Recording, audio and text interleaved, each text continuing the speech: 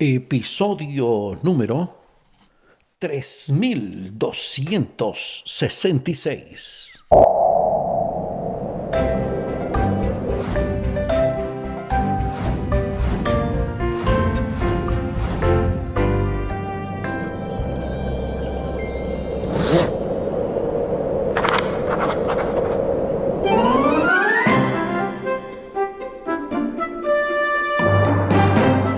Amadas hermanas, amados hermanos, ¿qué tal? Bienvenidas, bienvenidos. Esto es Estudio Sistemático de la Biblia.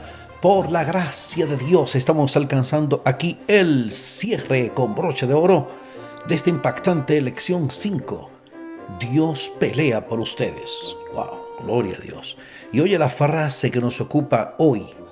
Lo que bien se aprende, nunca se olvida.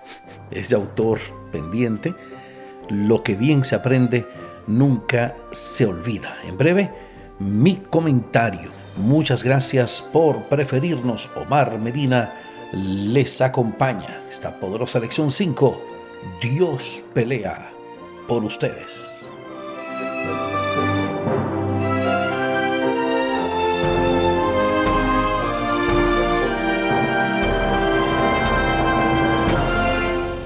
Bueno, esta frase por sí sola es como un eslogan de vida, ¿verdad? Se puede poner en práctica. Lo que bien se aprende nunca se olvida. No recuerdo dónde yo lo escuché. Creo que lo escuché en un programa, en un podcast o algo así. Porque alguien dijo, no, porque lo que bien se aprende nunca se olvida. Y yo, oh, qué bonito. Qué bonito está eso como para hacerlo parte de la escuela, parte de la oficina, de alguna clase de motivación, porque ciertamente lo que bien se aprende nunca se olvida. Cuando tú tomas esas lecciones, situaciones, cosas que tú puedes aprender y lo haces bien, entonces mucho más tarde, años más tarde, dicen que montar bicicleta nunca se olvida, porque uno lo aprende bien para no caerse, tú. Entonces, nunca se olvida por eso. Así que bueno, para maestras, maestros y gente que trabaja con dar clase, lecciones y demás, siempre recuerden, póngalo por ahí como un eslogan, márquelo, subráyelo, resáltelo, memorícelo, practíquelo, compártalo. Lo que bien se aprende, hey, nunca se olvida. Recuerden el texto a memorizar, libro de Josué capítulo 10, versículo 42. Josué 10, 42. Todos estos reyes y sus tierras los tomó Josué de una vez, porque Jehová, el Dios de Israel, peleaba por Israel. Tremendo, tremendo. Les invito para que hablemos con nuestro Dios en oración. Nuestro Dios, nuestro Padre, eres Señor, nuestro soberano Rey, y adoramos, glorificamos tu nombre por siempre.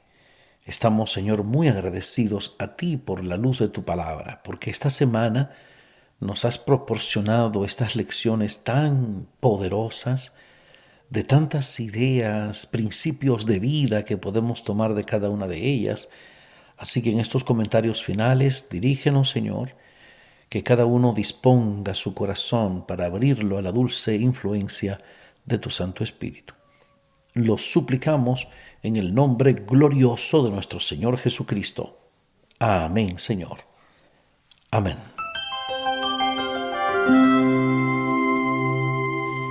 Bien, como es habitual, vamos a presentar a ustedes alguna recomendación, esta vez del libro Historia de los Patriarcas y Profetas, capítulo 45, La caída de Jericó. Tú sabes que ese libro se llama originalmente La historia o Historia de los Patriarcas y Profetas, pero uno le dice Patriarcas y Profetas. Capítulo 45, La caída de Jericó. Ese libro es el primero de la serie del conflicto, una de las cosas que me he propuesto trabajar, grabar en audio.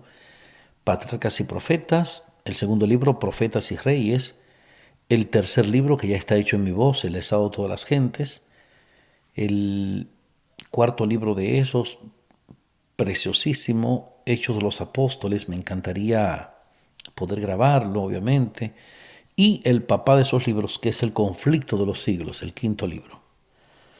¿Ok? Patriarcas y profetas, que va desde el origen del mal y eso, la caída de Lucifer, hasta los últimos días de David.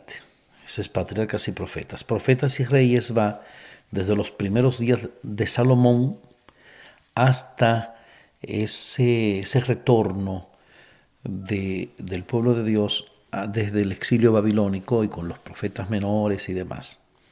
Muy, muy interesante. Bueno, no, cierra ahí con esa historia de Nehemías, Esdras, Esther, la historia de Esther y demás. Va cerrando esos capítulos finales de Profetas y Reyes. El estado de todas las gentes reúne toda la biografía de Jesucristo, los evangelios, Hechos de los Apóstoles, desde el libro de Hechos de los Apóstoles, incluye secciones importantes ahí de la historia de las cartas del apóstol Pablo a las iglesias y el conflicto de los siglos, que tiene un aspecto así como medio apocalíptico, ¿verdad? Tanto de la historia de la iglesia cristiana como el desenlace de la historia del mundo. Muy, muy bueno. Usted se imagina, o me imagina a mí produciendo esos libros, sentado trabajando full time en eso. Por eso oramos, por eso oramos. Y no dejamos de orar por eso, ¿ok? Como en el caso de todo contenido bíblico, conocer el contexto y los antecedentes de algo resulta crucial. Según hemos visto, el conflicto cósmico, o sea, el conflicto universal, y la figura de Dios como juez son cruciales para entender las guerras libradas por el pueblo de Dios contra los cananeos. O sea, hay que entender esos dos contextos. El conflicto cósmico entre el bien y el mal y el hecho de que Dios es el juez. Dios es lento para la ira. Dio un tiempo de gracia a las naciones impías para que pudieran llegar a familiarizarse con Él y su carácter. Sin embargo, con la luz dada fue su condenación, porque rehusaron recibir la luz y eligieron sus propios caminos, antes que los caminos de Dios. O sea, Dios dio la razón por la cual no desposeyó inmediatamente a los cananeos. No se había colmado la iniquidad de los amorreos. Debido a su iniquidad, gradualmente se estaban colocando en el punto en que no podría actuar más la tolerancia de Dios y serían exterminados. Hasta que no se llegara a este punto y se colmara su iniquidad, se pospondría la venganza de Dios. Todas las naciones tuvieron un período de tiempo de gracia. Las que invalidaron la ley de Dios se hundieron más y más en la impiedad, y los hijos heredaron el espíritu rebelde de sus padres y se portaron peor que ellos, hasta que alcanzó la ira de Dios. El castigo no fue menor por haber sido postergado. ¡Wow!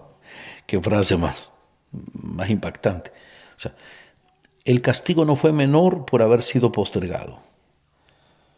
Tremendo, tremendo. Vamos a estas preguntas para dialogar, preguntas para comentar, como yo le llamo. Son 4 puntos aquí. Bueno, quiero antes hacer este comentario. A mí me encanta hacer esto. Yo estoy animando a la gente a, no a que me escuchen por escucharme, eso sería lo de menos, pero sí que tomen esta idea de estudio diario de la Escritura. Hay ideas por ahí de hacer esto como de un solo tiro, 1 hora, un solo programa, pero yo me resisto a eso y gracias a Dios que el pastor Polanco también. El pastor Tomás Polanco, que es pastor en Connecticut, en la Southern New England Conference, o sea, en la Asociación del Sur de Nueva Inglaterra, el pastor es muy ocupado, una persona extremadamente ocupada. Yo tuve un tiempo residiendo con ellos en su casa y es una persona muy activa.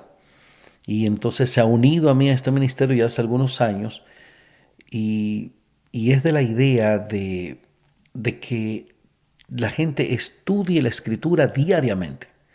O sea, que hagamos de esto el estudio de cada día, una motivación. Esto no sustituye ni pretende sustituir la devoción personal de cada quien, pero es un complemento, un auxilio, una ayuda, un material adicional al estudio de cada quien. De eso se trata. Por eso hacemos esto y lo seguiremos haciendo hasta que Dios quiera. Número 1, ¿qué implica el hecho de que Dios sea nuestro juez y el juez supremo del universo? ¿Por qué ese hecho es fundamental para el Evangelio y para nuestra salvación? Bueno, aquí yo escribí, porque aún nuestra vida a Él le pertenece y todo está regido por su voluntad. Él es el dueño, el juez. Él es el que sabe. Y Dios es muy sabio, muy bueno. Dios es muy sabio para equivocarse y muy bueno para dar un bien a los que andan en integridad. De verdad, mi hermano.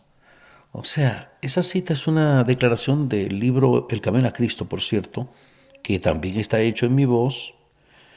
Vamos a ver esta cita. Dios es demasiado sabio para equivocarse y demasiado... Míralo aquí. Eso es una sección de Dropbox que se llama Paper. En Paper yo tengo estas citas. Dice, Dios es demasiado sabio para equivocarse y demasiado bueno para negar un bien a los que andan en integridad. Así que no teman confiar en Él, aun cuando no vean la inmediata respuesta a sus oraciones. Confíen en la seguridad de su promesa, pidan y se les dará. Citando ahí a Mateo capítulo 7, versículo 7. Mateo 7, 7. La cita está en El Camino a Cristo, la edición que yo utilizo, que es la edición electrónica. Es página 96, texto 1. El Camino a Cristo, página 96, párrafo 1. Dentro del capítulo 11, ¿podemos comunicarnos con Dios? Capítulo 11 de El Camino a Cristo. Número 2. ¿Cómo ilustra el caso de los cananeos la paciencia y la justicia de Dios? ¿Cómo podríamos reflejar el carácter de Dios en nuestra manera de relacionarnos con nuestros semejantes? Buenísima esa pregunta. Esa pregunta está poderosa. Otra vez, ¿cómo ilustra el caso de los cananeos, o sea, esos que habitaban ahí la tierra prometida antes de llegar ahí los israelitas? Ese caso de esos pueblos, ¿cómo ilustra la paciencia y la justicia de Dios? ¿Cómo podríamos reflejar el carácter de Dios en nuestra manera de relacionarnos con nuestros semejantes? Aquí yo respondí, así con nosotros debemos expresar paciencia, dejar las cosas a la infalible sabiduría y voluntad de Dios. ¿Ok? Paciencia, que es un árbol de raíces muy amargas, pero de frutos muy dulces. La paciencia. Es un árbol de raíz muy amarga o de raíces muy amargas, pero de frutos muy dulces.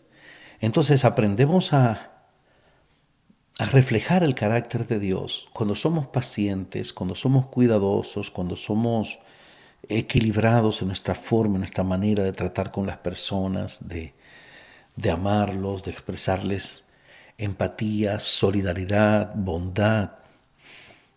¿Ok? Para esos momentos en que hay mucha polarización, momentos en que hay mucho disgusto por aquí, por allá, amenazas y eso, uno mantenerse firme en medio de eso, proclamando los principios del reino de Dios, ¿m? Y llamando a la gente al arrepentimiento, príncipe.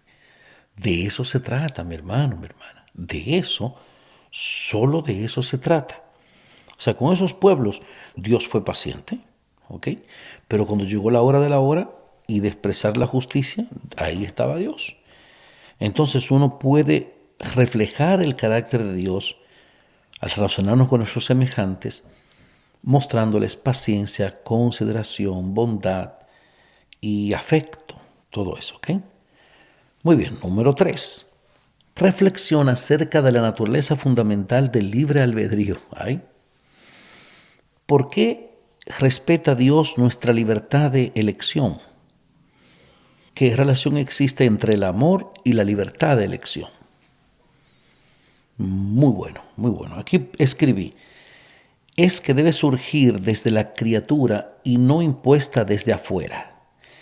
Es que solo el amor que surge desde la libertad de elección es el amor maduro y verdadero. Cuando decimos, yo tengo la opción de no elegirlo, pero lo elijo. Bien. Mira, no sé si les comenté hace poco, yo me he enterado de personas que se han descarriado, por así decir, pero gente mía, muy cercana a mí, personas que eran líderes notables y de repente se fueron como para otra creencia y se quedan gravitando en la iglesia adventista porque ahí pueden hacer más daño que en todas partes y no se van a otro grupo, se quedan ahí. Pero hay personas que de atacar, condenar, señalar. Hay un caso particular, y creo que me está escuchando ahora porque es gran amigo mío y hemos hablado de eso. Y mientras no revele su nombre ni su lugar, va a estar bien. Él comenzó fue objetando cosas.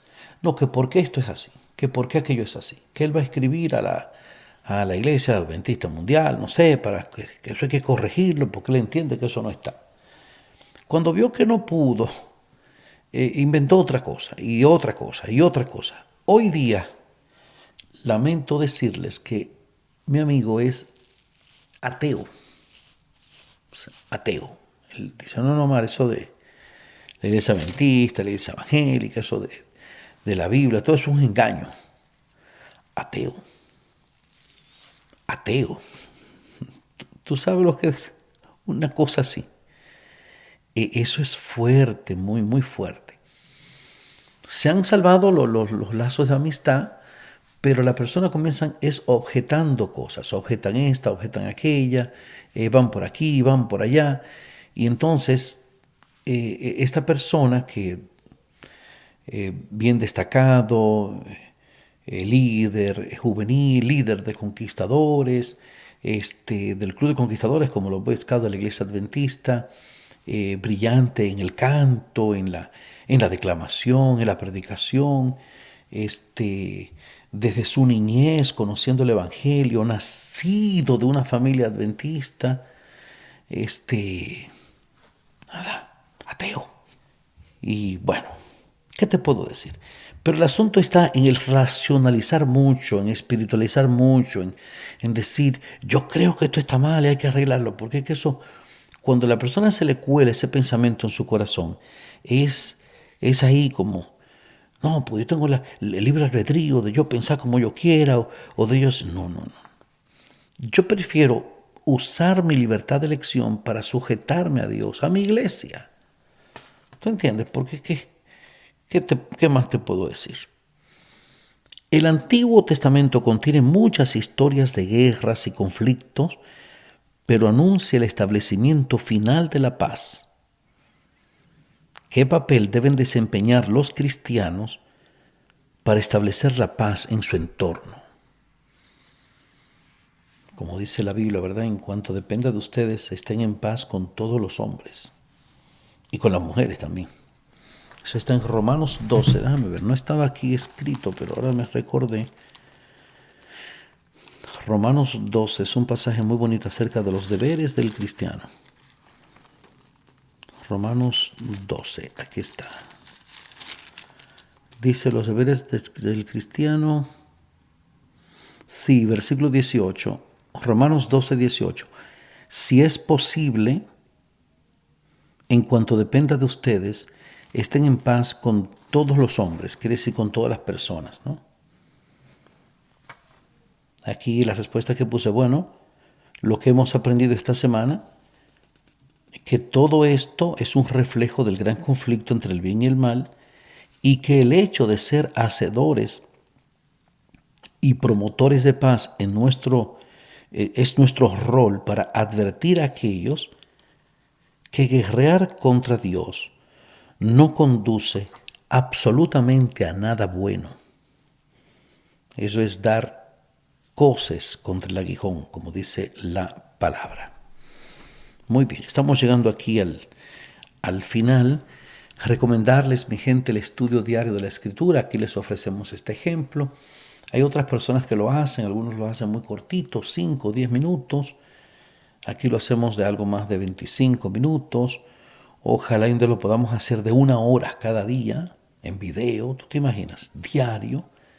Eso sería bueno, porque ahí uno abarca todo el contenido de la lección de un día, todas las citas adicionales que hay para acompañar los temas de cada semana. Y en este trimestre hablando acerca del libro de Josué. Nada, 3 meses para especializarnos como si fuera un curso universitario o un curso, una especialización en algo. 3 meses estudiando sobre este tema de Josué. A mí me encanta hacer esto. Yo no soy pastor, no soy erudito, no soy nada de eso, pero todo lo que conozco de la Biblia lo conozco estudiando cada trimestre estas lecciones. Así marcando, subrayando, resaltando y publicando estos apuntes para que otros también se animen a hacer eso. Te animo a ir a una tienda o algo, comprar lápices, resaltadores y hacer todo esto. ¿Qué te parece?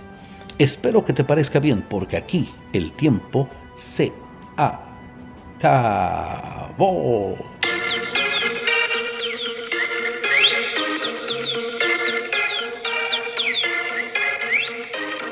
¿Qué hemos aprendido esta semana?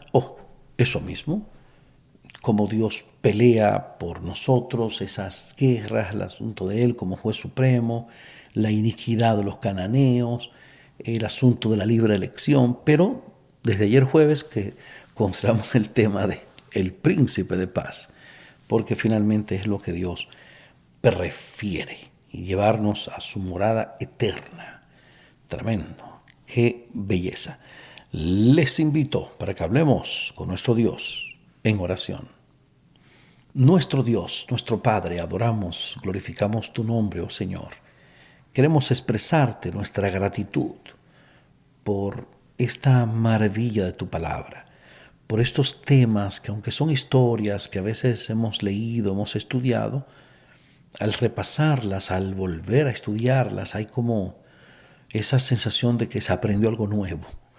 Y sabemos que es un efecto de la Escritura, que es un manantial inagotable de grandes verdades. Fortalécenos en ti, Señor, que día a día podamos tener este anhelo, este deseo de estudiar más y más tu palabra, de enfocarnos en ti, fijar nuestra atención en lo que quieres enseñarnos en las Sagradas Escrituras. Lo suplicamos en el nombre glorioso de nuestro Señor Jesucristo. Amén, Señor. Amén.